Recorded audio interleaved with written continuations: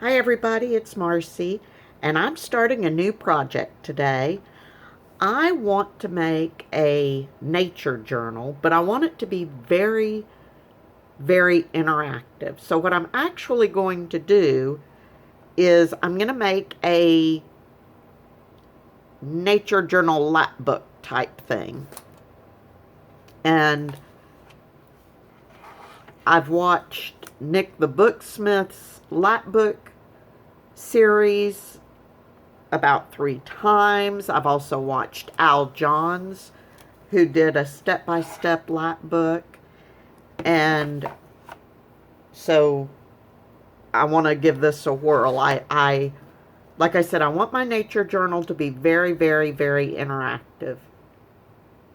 So I thought, after much thinking and rolling around in my head, I thought this might be the best way to go. So I went to Dollar Tree and I picked up 2 books. I've already gutted them. Unfortunately, the pages were glued down the center and the spine on these tore at about the same place on each one. So the first thing I'm going to do is I'm going to repair that tear, and I'm using, it's called Hypafix. This is actually a medical tape that I use for my insulin pump infusion sets. And I am going to, and this stuff is sticky like nobody's business. And it is a fabric tape as well, so I thought that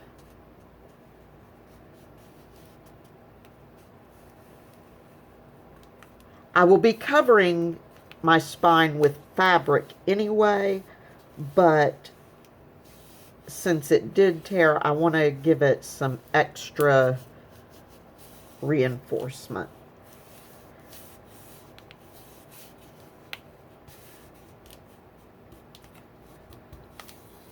A bone folder, and be sure I've got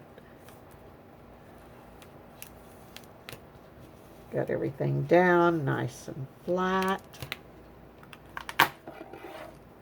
I'll cut that off in a minute, and I need to do the same thing to this one.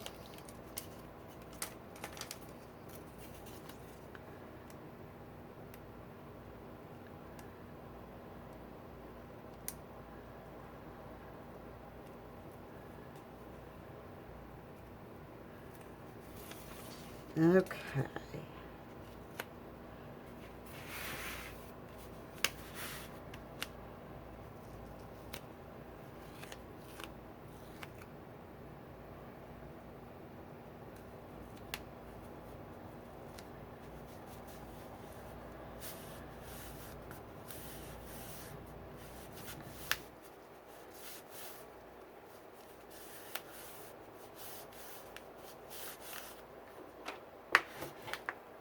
I hope everybody's doing well today.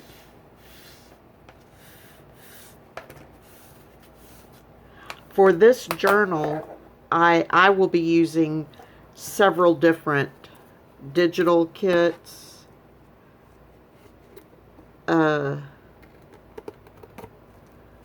bits and pieces from different kits. So I'll be sure to include those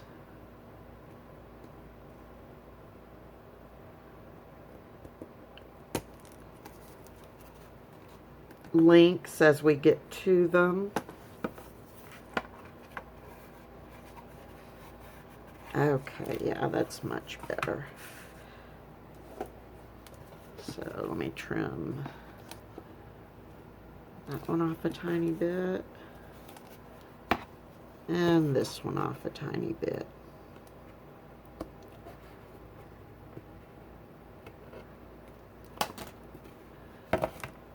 And I don't know that I will be, well, actually, let me tell you what I'm going to do next. Now I've got some cardboard. Actually, it's a heavyweight file folder. And see, there's still glue on the book. And I'm going to put that down in both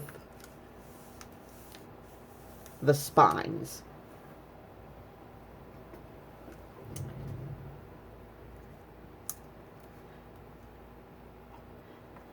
I don't know, what I started to say was, I don't know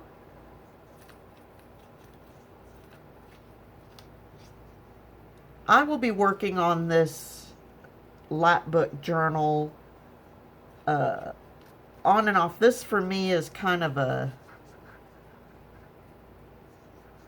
well, all my journals are a labor of love, but this one, is, for some reason especially, is because I've got very specific ideas about it.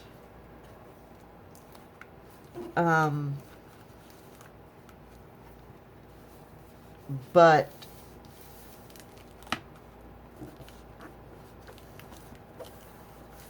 I don't know how all of them will work or if they'll work, and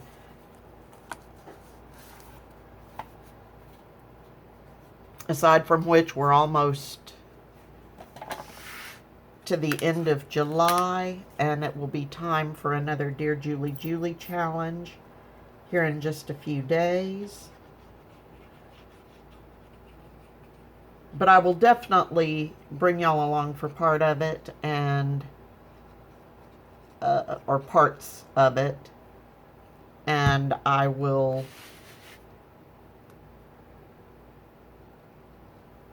show you anything I've done off camera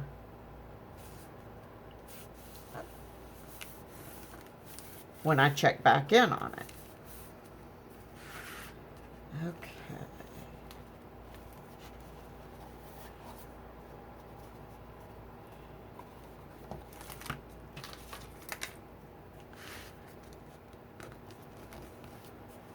And these books have 1-inch spines.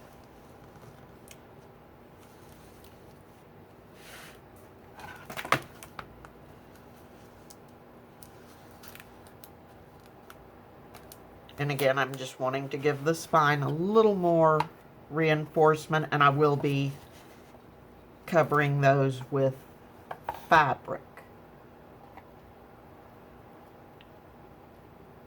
And let's see, it will go like, and I've got a 2.5-inch spine to go here in the center. So when I put it all together, then I'm probably way out of frame, but these two will go, so I'm putting one book just like a book, and the other book I'm setting down backwards.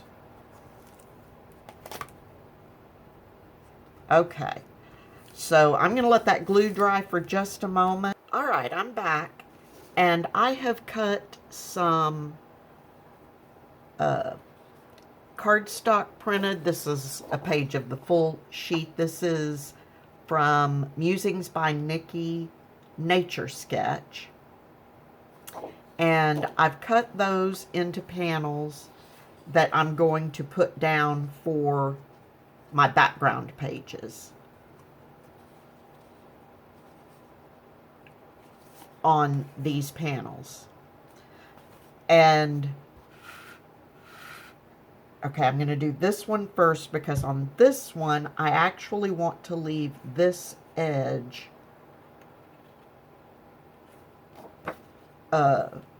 available, because I already know what I want to put there, and I want to be able to slide something under that edge. So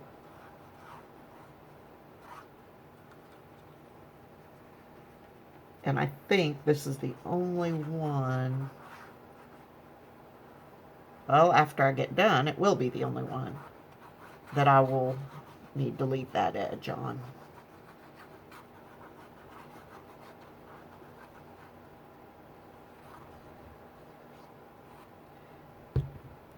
So, get that done before I forget to leave that edge.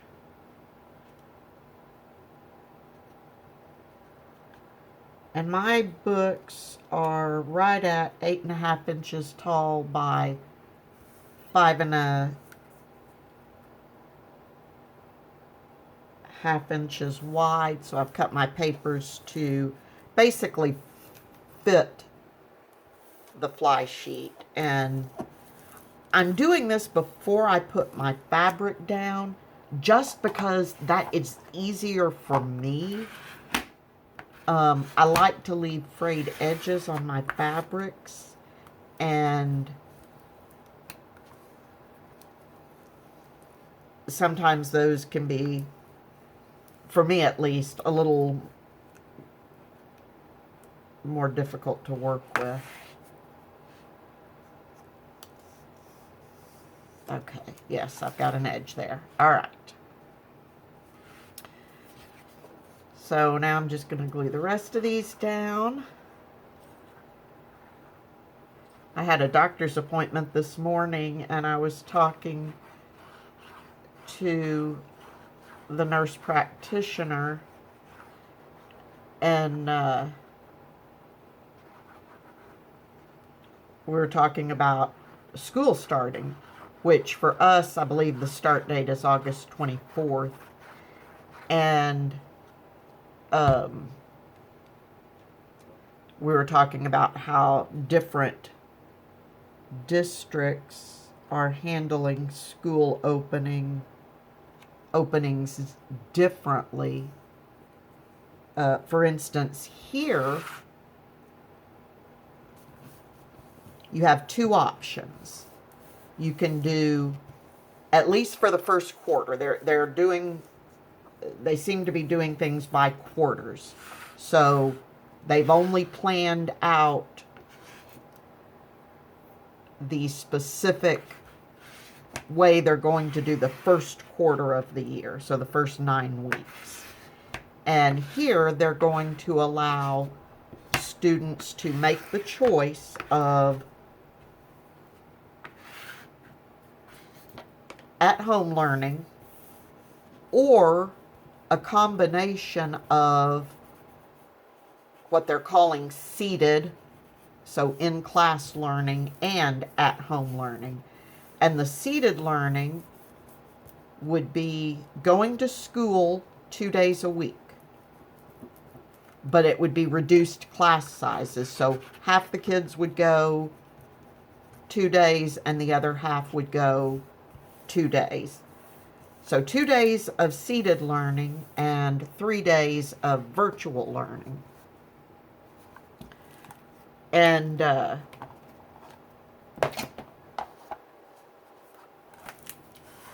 thought that was a great idea. Actually, it's kind of funny because back in the spring, my husband and I were talking about it, and I had actually kind of brought up an idea like that, to keep the class sizes smaller and to help with social distancing, because the kids, without having smaller class sizes, especially the younger kids, they aren't truly going to understand what that means, and especially when they're with their friends. I mean, I can see that being a tough thing to keep in the forefront of their brains. And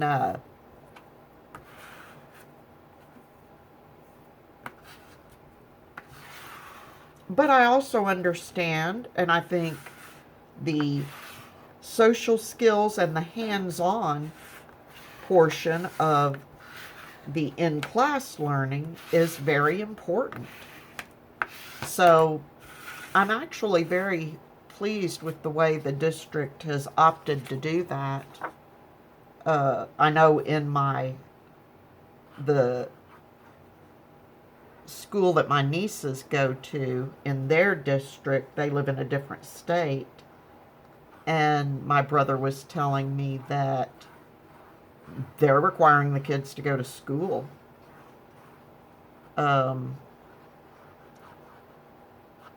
Because they weren't happy with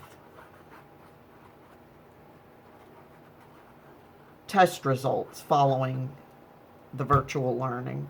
And I'm sure there's more to it than just the test results, but I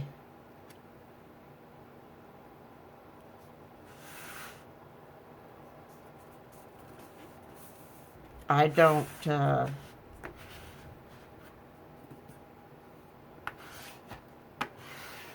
just not sure that I think that's a great idea, because not only will the teachers be at greater risk, the teachers are going to be at risk no matter what. But I really like the idea of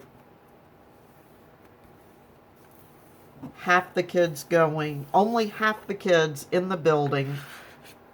At least here, it would be at most, because you do still have the option of doing just virtual learning, which would be ideal even if the child is not high risk, if they've got high risk family members. Then, unfortunately for the child, that might be the best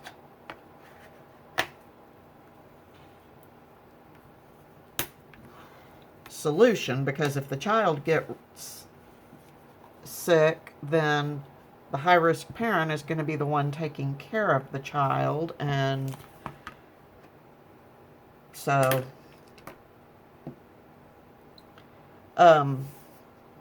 anyway, okay, so I've got those down, and the next thing I'm going to do is I am going to go ahead now and cover my spines with fabric.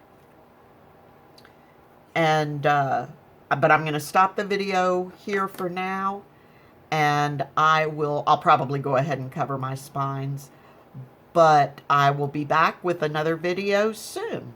So in the meantime, please be safe, stay healthy, happy crafting, and I will talk to you very soon. Bye-bye.